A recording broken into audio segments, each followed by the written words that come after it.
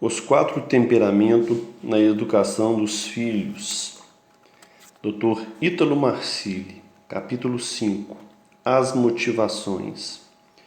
Num determinado momento de minha vida como médico psiquiatra, coordenei o serviço de socorro a dependentes de álcool e drogas de uma cidade pobre, próxima ao Rio de Janeiro, com 600 mil habitantes, onde o consumo de drogas era uma epidemia. Quase todos os jovens daquela cidade já tinham usado ou usavam maconha, cocaína ou crack. Eu coordenava um centro de atenção psicossocial, CAPS, uma clínica para a qual os dependentes químicos, pessoas que realmente tinham um vício do qual não conseguiam sair, iam para se tratar. Às vezes, os jovens chegavam com os pais bastante aflitos. Seu filho tinha sucumbido às drogas, paralisado a própria vida, não conseguia estudar ou trabalhar. Não conseguia manter um relacionamento, porque eventualmente entrava em períodos de crise. Essas famílias, exaustas e desesperadas, tentavam de todas as maneiras motivar esses dependentes, ameaçando-os, punindo-os, intimidando-os.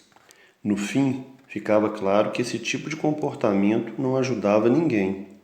Os dependentes até se sentiam um pouco amedrontados diante das ameaças, mas o resultado era ínfimo. O resultado certamente não provinha delas. Essa é uma realidade extrema, mas dentro de sua casa é comum os pais lançarem mão desse tipo de atitude para que o filho faça isto ou aquilo. Muitas vezes fazem isso inconscientemente e acreditam estar agindo positivamente, com a intenção de motivar ou de chamar a sua atenção. Mas quando os pais ameaçam, intimidam ou punem, estão na verdade reforçando seu próprio mecanismo de incapacidade. A pessoa que está diante de um desafio já se percebe a si mesma como fraca e incapaz. Sua autoconfiança está hesitante e, por isso, ela não consegue alcançar um estado de motivação. Nessa situação, se um pai ou um parente lhe apontar seus pontos fracos, o desespero leva alguns pais a agir assim. Estará destacando o aspecto negativo da conduta do filho, reforçando o lado negativo da ética, sua incapacidade de agir como primeira pessoa. Quando alguém aponta no sujeito as suas limitações através da punição e da ameaça, está apenas contornando a crise, sem solucioná-la. Usar esse tipo de expediente educativo ou motivacional numa situação ordinária e comum, e não extrema como a do exemplo anterior, é o mesmo que dizer ao sujeito que ele não tem capacidade de ação, que não há como confiar nele, que sua força de vontade é fraca e o seu intelecto prejudicado.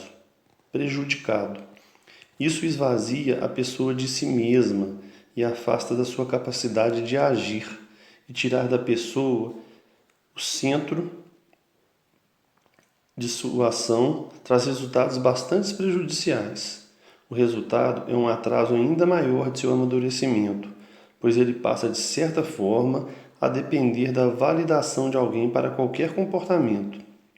Uma criança submetida com frequência a esse tipo de educação não vai conseguir amadurecer, pois os pais estão tomando dela o centro de ação, esvaziando seu intelecto.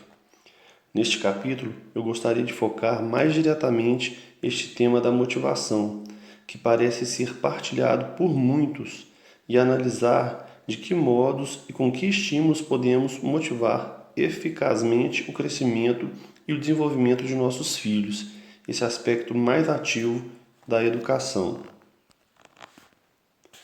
Para uma ação ser benéfica em relação ao outro, é necessário avaliar se quem age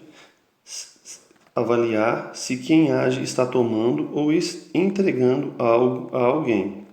Diante de um subordinado, do cônjuge, dos filhos, o esforço deve ser sempre dar-lhes um chão, algo em que possam se apoiar e não tirar-lhes a capacidade de se sustentar.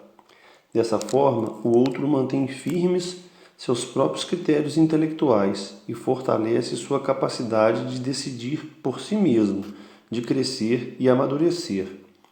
Não há como motivar alguém tirando dela a iniciativa e a capacidade de ação. Sobre a motivação, o fundamental é entender que é preciso dar algo ao nosso interlocutor, mesmo que a ação dele não atenda às nossas expectativas.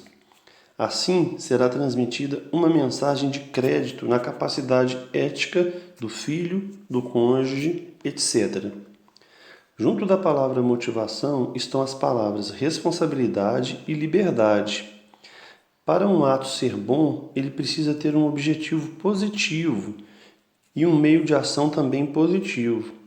Caso contrário, o ato será apenas parcialmente bom. Sem esta ideia em mente, a tendência é acreditar que está tudo bem com a educação dos filhos se entregam bons resultados, se acordam na hora certa, fazem o dever de casa e interagem com os outros. Os pais acreditam que está tudo bem, porque o objetivo final está sendo alcançado. Contudo, fazendo uma avaliação da rotina dos filhos, é preciso se perguntar se o objetivo através do qual eles executam as ações e conquistam o objetivo é um meio bom, responsável e livre. A criança faz essas coisas, por assim dizer, em primeira pessoa, pois isso seria uma ação responsável, e é isso que os pais devem buscar. Num primeiro momento pode parecer um ideal muito distante, mas se a única maneira de fazer um filho obedecer é a ameaça e a intimidação, as coisas não andam bem, e é na adolescência que os pais colherão os piores frutos, amargos, azedos e imaturos. O objetivo dos pais não deve ser uma educação de quartel, com as crianças marchando, perfiladas, pois isso mina a espontaneidade e a graça da vida. Mas também não pode ser uma zona completamente disforme, sem nenhum princípio de hierarquia. É muito difícil para os pais escapar de um dos extremos. A casa será ou um quartel ou uma bagunça. Eles precisam notar que a educação, por meio de ameaças, funciona por muito pouco tempo, e sua validade expira no momento em que a criança entende que os pais não vão puni-lo ou agredi-lo fatalmente. Quando a criança entende que o pai mais late do que morde, para de obedecer e os pais perdem sua autoridade. O resultado da perda da autoridade é perderem também a capacidade de motivar os filhos. Outra forma comum utilizada para motivar as crianças é através de prêmios ou compensações. Esse tipo de motivação pode parecer eficaz por algum tempo. Muitos manuais de motivação o indicam, mas logo perde a eficácia e a validade, pois o impulso para realizar a ação não é intrínseco, mas externo a ela. Além disso, esse tipo de motivação gera efeitos bastante nocivos, o de não aprender a valorizar o que se está fazendo e o que se tem, já que, colocando o prêmio como algo mais valioso do que todas as outras coisas, as crianças vislumbram apenas o prêmio e não a ação. Dessa maneira, será necessário aumentar o prêmio indefinidamente, pois a criança se dá conta de como obter tudo o que quer, e os pais viram presas desse ciclo. A motivação que os pais devem dar aos filhos não deve provir da ordem, do comando e nem dos desejos imediatos. Deve sim ser uma motivação transcendente, um ideal que mova a criança por atração. A criança tem que querer o bem simplesmente porque é o bem. Tem que querer comer tudo porque é melhor para a sua saúde. Tem que querer estudar por compreender que o conhecimento é bom. Privar-se de bater nos irmãos porque isso é mal, etc. Como alcançar isso? Ordenadas em direção a esse ideal é que se articulam as punições e os prêmios, não utilizados extrinsecamente como um anexo, mas intrinsecamente como estímulo em vista do próprio bem, do bem da família, da saúde, do outro. Pode-se usar aí Motivações que ajudem a criança a querer, de preferência algo não material, como dizer: se você fizer o que precisa, teremos tempo para uma história antes de dormir, ou para uma partida de xadrez, para você poder fazer um desenho, etc. E não uma barra de chocolate se terminar a comida. Assim, as crianças percebem o valor intrínseco de suas atitudes e passam a fazer de bom grado o que os pais pedem. Evidencia-se assim o valor do afeto e como ele é importante na vida das casas. Elas aprendem que o que importa de fato é o convívio familiar e se tornam mais doces e maleáveis. Essas são as duas noções fundamentais para se motivar ou educar os filhos: um agir responsável, pelo qual respondam em primeira pessoa, e a liberdade de ação, de modo que a criança tenha a opção de não fazer aquilo, mas faça, no entanto, por entender que ali há um objetivo nobre e bom, que ela quer atingir por meios também nobres e bons.